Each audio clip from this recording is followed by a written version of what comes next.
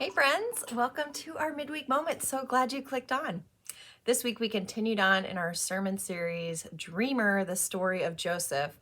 And we got to the part where Joseph finally gets out of prison. He goes to interpret Pharaoh's dreams, and all is good with the world. He gets promoted to vice Pharaoh of Egypt, second in command, and he helps Egypt put a plan into place to store up grain, and life is good. The storehouses are full, and everything is just kind of turned around from where we were just in the previous week. What I love about this part in Joseph's story is that even though things are good and he isn't in a dark place anymore, Joseph doesn't let that affect his relationship with God. Now, a lot of times in our lives, when things are going well, when things are good, we kind of put God up on the shelf. And we talked about that this week, that we kind of put God up on a shelf and kind of leave God there until we need God again. And it's a natural thing for us to do, because when life is good and things are moving along, we just kind of lose our focus and we get distracted by everything that's happening around us. So instead, what we need to do is take God off of the shelf and make sure that we're intentional in our relationship with God. That's really what the whole sermon was about this weekend. We talked about ways that we can invest in our relationship with God so that when things are good, we are still maintaining a good relationship with God, a good and right relationship. We're still continuing to grow closer to God every day. We talked about some spiritual disciplines this weekend, ways that we can be intentional in that relationship. And there are so many more that we didn't get to, we didn't mention. And I just wanted to take some time to talk a little bit about spiritual disciplines, because I find that they're so important in our life, but sometimes we need to mix up our routine a little bit. So for many years, I have been praying through the Examen, which is a prayer that helps you kind of reflect on your day and how God has been moving and has been speaking to you and has been a part of your day. Just kind of taking that time to slow down and kind of process that. It has been a life-giving practice for me, but I sort of fell off the wagon with it quite a while ago.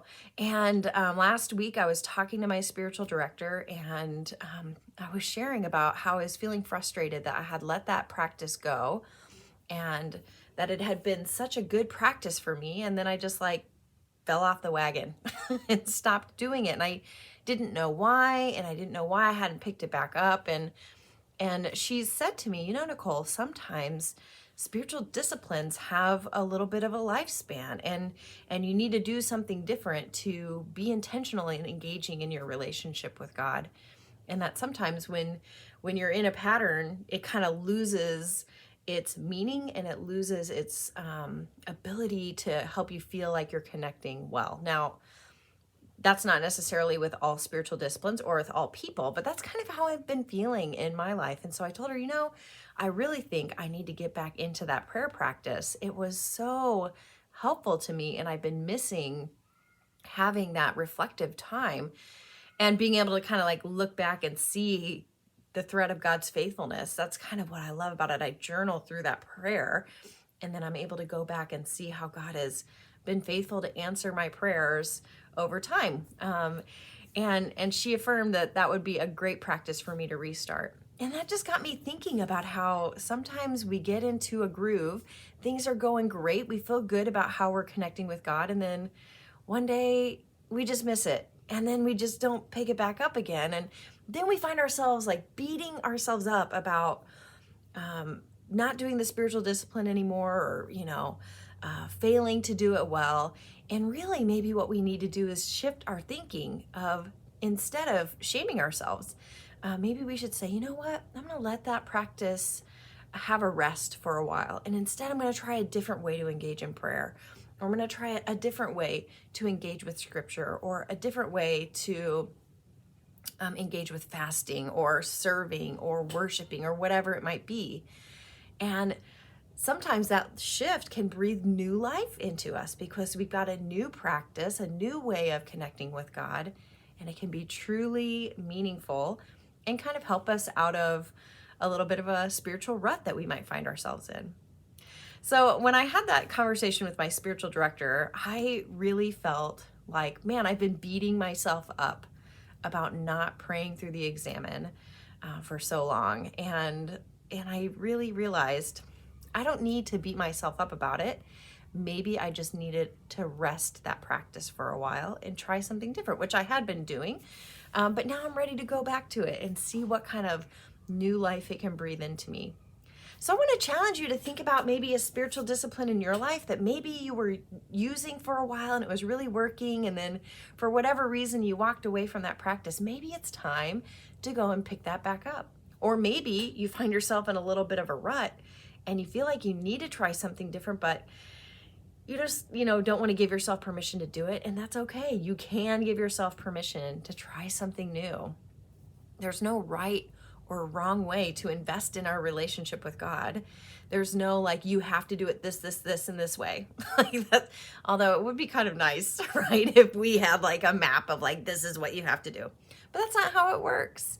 Instead, we have to find what helps us to connect our heart to God's heart in whatever season of life we're in.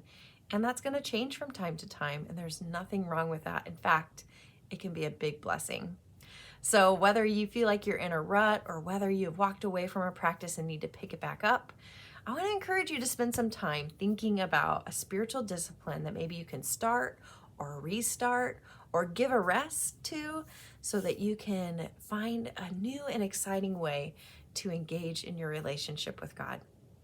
So do that this week, and I'd love to hear back, report back. If you've got something that worked for you, let me know. I'm always looking for new ways to connect with God and ways to share with others too. So if you've got something that works for you, comment below, send me a direct message. I'd love to hear from you. Hope you have a great rest of your week. You're not going to want to miss this weekend. It's Youth Sunday. Our youth are in charge of the entire service. It's going to be wonderful. Whether you're worshiping with us in person or online, you're not going to want to miss it. And we'll see you then. Bye.